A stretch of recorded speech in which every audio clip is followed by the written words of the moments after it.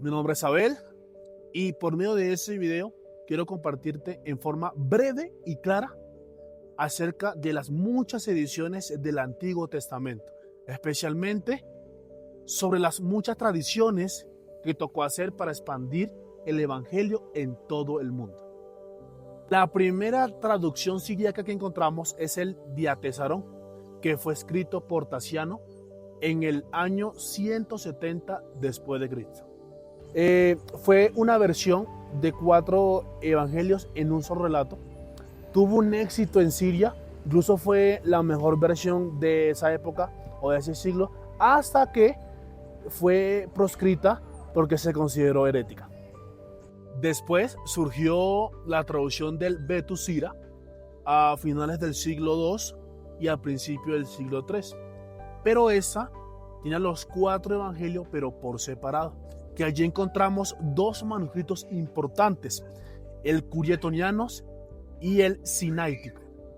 Más adelante, en el siglo V, apareció la traducción de Peshitta, que en su significado es simple o común, y esta traducción se convirtió en la oficial en las iglesias siríacas.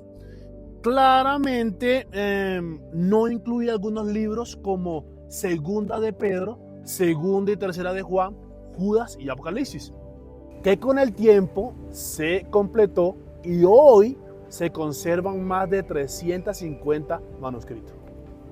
También se encuentran las versiones Filocena y Heraclense del siglo VI, que buscaba la manera de unir los textos de las siríacas al griego. Finalmente, la versión siro-palestina, usado entre el siglo V y XII, refleja el arameo hablado en Palestina. Continuamos con las traducciones latinas. A principios del siglo II comenzaron a circular las primeras traducciones, que fue llamada como Vetus Latino.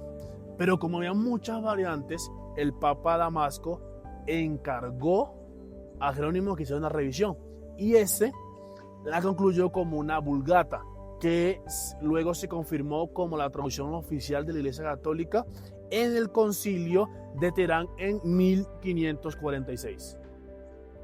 Continuamos con la traducción coptas. En el Egipto, el Nuevo Testamento se tradujo al copto, que fueron en varios dialectos. Por ejemplo, en el Alto Egipto se tradujo la versión saidíca, y en el Bajo Egipto se tradujo la versión boeríca, pero ambas fueron originarias del siglo V y del siglo VI. Finalmente, debemos nombrar algunas traducciones menos influyentes como la armenia, la etiópica, la georgiana, la árabe y la persa. Y no dejando pasar una de las traducciones más famosas, que es la gótica de Utfile en el siglo IV, cuyo famoso testimonio es el de Codés, del siglo VI.